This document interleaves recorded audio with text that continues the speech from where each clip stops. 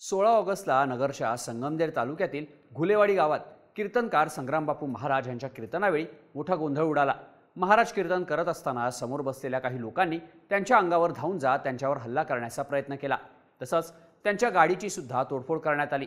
हल्ला करणारे लोक हे काँग्रेसचे माजी आमदार बाळासाहेब थोरात यांचे कार्यकर्ते असल्याने यावरून राजकारण चांगलंच पेटलं।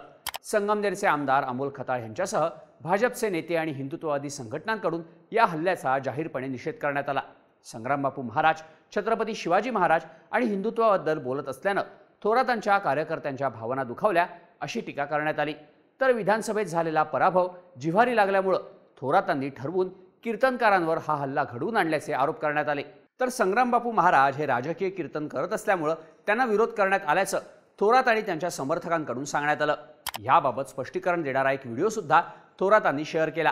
पण या व्हिडिओनंतर स्वतः कीर्तनकार संग्रामबापू महाराजांनी एक व्हिडिओ पोस्ट करत थोरातांना धमकी दिली। आम्हाला नथुराम गोडसे व्हावं लागेल असं संग्रामबापूंनी बाळासाहेब थोरातांना उद्देशून म्हटलं। यावरून आता हा वाद चांगलाच पेटलाय। काँग्रेस आणि महाविकास आघाडीतल्या नेत्यांनी यावरून संग्रामबापू महाराजांवर जोरदार टीका केली आहे। त्यामुळे संगमनेरमध्ये झालेला राडा आता चांगलाच चर्चेत आलाय। संग्रामबापू महाराजांनी आपल्या व्हिडिओत नक्की काय म्हटलंय, त्यावरून होणारे आरोप काय, संग्रामबापू महाराज भंडारे नक्की आहेत कोण, त्याचीच माहिती सांगणारा हा व्हिडिओ। नमस्कार, मी शार्दूल आणि तुम्ही बघताय बोलभिडू। संगमनेर तालुक्यातील घुलेवाडी गावात 13 ऑगस्ट ते 20 ऑगस्ट दरम्यान अखंड हरिनाम सप्ताहाचं आयोजन करण्यात आलंय। त्यामुळे गावातील हनुमान मंदिरासमोर दररोज रात्री 9 ते 11 पर्यंत कीर्तन सेवा आयोजित करण्यात आली आहे। 16 ऑगस्टला सप्ताहाच्या चौथ्या दिवशी पुण्यातील प्रसिद्ध कीर्तनकार हभप संग्रामबापू महाराज भंडारे यांचं कीर्तन आयोजित करण्यात आलं होतं। रात्री 9 वाजता कीर्तनाला सुरुवात झाली। त्यानंतर रात्री 10च्या दरम्यान महाराजांचं कीर्तन सुरू असताना समोर बसलेल्या लोकांमधून एक व्यक्ती उभा राहिला। त्यानं महाराजांची हुज्जत घालायला सुरुवात करून कीर्तन थांबवण्याचा प्रयत्न केला। त्यानंतर महाराज त्या व्यक्तीशी बोलत असताना आणखी एक व्यक्ती उभा राहिला आणि त्यानं थेट महाराजांच्या अंगावर धावून जाण्याचा प्रयत्न केला। त्यामुळे तिथं मोठं तणावाचं वातावरण निर्माण झालं। त्यानंतर संग्रामबापू महाराजांनी आपलं कीर्तन थांबवलं आणि ते आपल्या गाडीतून निघून जायला लागले। तेव्हा जमावातल्या आणखी काही लोकांनी त्यांच्या गाडीवर हल्ला करून त्यांच्या गाडीची तोडफोड केल्याचं सांगण्यात आलं। या सगळ्याचे काही व्हिडिओ सुद्धा सोशल मीडियावर फिरायला लागले। त्यामुळे सगळ्याच बाजूने मोठा संताप व्यक्त करण्यात आला। त्यानंतर 17 ऑगस्टला आयोजक स्वरूप राऊत यांनी संगमनेर शहर पोलीस स्टेशनमध्ये याबाबत तक्रार दाखल केली। त्यामध्ये काँग्रेसचे नेते बाळासाहेब थोरात यांचा पीए निलेश गायकवाड, अनिल राऊत, वैभव गायकवाड आणि तुळशीराम दिघे यांच्यासह 8 जणांवर गुन्हा दाखल करण्यात आला।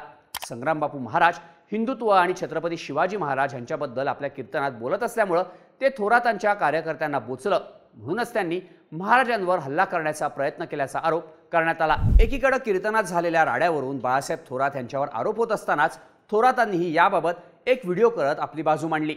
हरिनाम सप्ताह म्हणजे वारकरी संप्रदाय आपल्या संतांचे विचार मांडण्याचं व्यासपीठ आहे, पण याच्या काही मर्यादा आणि पथ्य आहेत। यात कोणतंही राजकारण इथं व्हायला नको, कारण अशा धार्मिक कार्यक्रमात सगळे राजकीय नेते एकत्र येतात आणि बंधुभावाचं वातावरण इथे निर्माण होतं।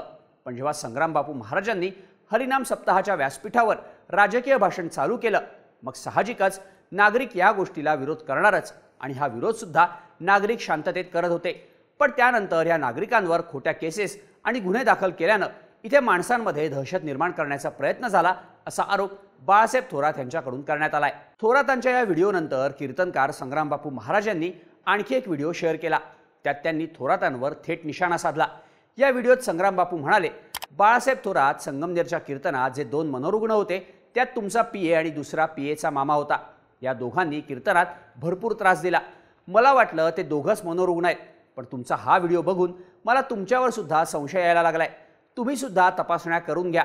घुलेवाडीच्या कीर्तनात मी राजकारणावर बोललोच नाही। छत्रपती शिवाजी महाराजांनी अब्जुल्या फाडला, ह्याला जर तुम्ही राजकारण म्हणत असाल तर बाळासाहेब थोरात, आम्हाला नथुराम गोडसे व्हावं लागेल असा इशारा संग्रामबापू महाराजांनी थोरातांना दिला। आम्ही त्याकडे राजकीय दृष्ट्या नाही तर महाराष्ट्राच्या अस्मितेच्या आणि हिंदू धर्माच्या दृष्टिकोनातून बघतो।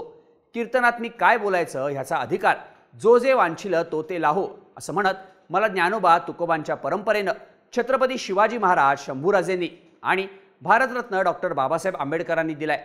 तुम्ही म्हणताय शांततेत विरोध होणार, शांततेत कधी विरोध होत असतो का? ते अंगावर धावून आले हे व्हिडिओत स्पष्टपणे दिसतंय। मी ज्यांना समाजकंटक म्हणालो त्यातला तुमचा पीए आणि बाकीचे तुमच्या कारखान्यातले कामगार होते। आमच्या कीर्तनाला गर्दी होते आमच्यामुळं आमचा हिंदू बांधव जागा होतोय हे तुम्हाला खटकतंय का? म्हणून तुम्ही हल्ले करताय का?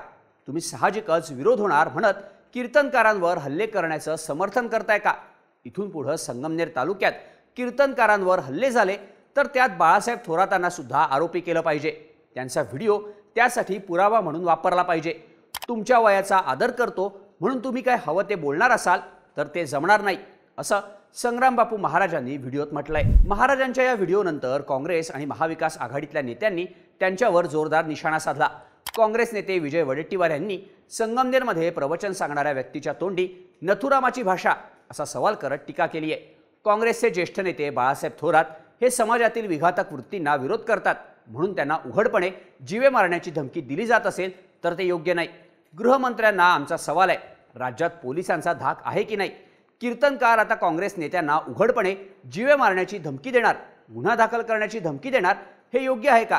राजकारण एका बाजूला, पण उघडपणे नेत्यांना जीवे मारण्याची धमकी कीर्तनकारांनी देणं हे मर्यादा ओलांडणं आहे. महाराष्ट्रातील राजकारण इतक्या खालच्या थराला कधीच गेलं नव्हतं, असा संताप वडेट्टीवारांनी व्यक्त केला. तर शरद पवार गटाचे आमदार जितेंद्र आव्हाड यांनी याबाबत बोलताना लढाई नथुराम विरुद्ध तुकाराम असल्याचं म्हटलंय. महाराष्ट्र संतांची भूमी आहे. संतांच्या वाणीनं हा समाज जागृत झाला आणि पुरोगामी विचारांनी आपली परंपरा या मातीत मजबूत केली. पण आज संग्राम भंडारेंसारखे तथाकथित कीर्तनकार महाराष्ट्राच्या थोर संत परंपरेचा अपमान करून माजी मंत्री बाळासाहेब थोरात यांना बाळासाहेब थोरात आम्हाला नथुराम गोडसे व्हावं लागेल असं म्हणत थेट जीवे मारण्याची धमकी देत आहेत. गोडसे प्रवृत्तीची ही भाषा महाराष्ट्र कधीच सहन करणार नाही. संत परंपरेतून मानवतेचा धर्म शिकवला जातो, द्वेषाची भाषा नाही. बाळासाहेब थोरात हे सुसंस्कृत नेतृत्व आहेत. त्यांच्या कार्याचा विरोधकांनीही नेहमी आदर केलाय. त्यांना धमकी देणं म्हणजे संपूर्ण महाराष्ट्राच्या सुसंस्कृत राजकीय परंपरेला आव्हान आहे. भाजपच्या राजकीय डावात धर्माच्या नावाखाली महाराष्ट्रात कलह निर्माण करण्याचा घृणास्पद प्रयत्न सुरू आहे, असा आरोप आव्हाडांनी केलाय. एकंदरीतच संग्रामबापू महाराजांच्या कीर्तनावेळी झालेला गोंधळ आणि त्यावरून पेटलेलं राजकारण आणि संग्रामबापूंनी थोरातांना दिलेली धमकी यामुळे हा वाद आता जास्त चिघळण्याची शक्यता वर्तवली जाते. पण हे संग्रामबापू महाराज भंडारे नक्की आहेत कोण ते बघूयात. ह.भ.प. संग्रामबापू महाराज भंडारे हे पुण्यातल्या राजगुरुनगरचे रहिवासी आहेत. आपल्या कीर्तनातून ते कायमच हिंदुत्वाची बाजू प्रखरपणे मांडत असल्यामुळे त्यांच्या कीर्तनाला मोठी गर्दी होत असते. छत्रपती शिवाजी महाराज, छत्रपती संभाजी महाराज यांचे दाखले देऊन ते आपल्या कीर्तनातून समाज प्रबोधन करण्याचं काम करतात. पण त्यांची काही कीर्तनं राजकीय असल्याचे आरोपही केले जातात. तसंच त्यांच्या सोशल मीडियावर महायुतीतील नेत्यांसोबतचे त्यांचे काही फोटो आणि व्हिडिओही पाहायला मिळतात. भाजप आमदार गोपीचंद पडळकर, नितेश राणे, महेश लांडगे यांच्यासह उपमुख्यमंत्री एकनाथ शिंदेंसोबतचे काही व्हिडिओ आणि फोटोसुद्धा त्यांच्या सोशल मीडिया अकाउंटवर पाहायला मिळतात.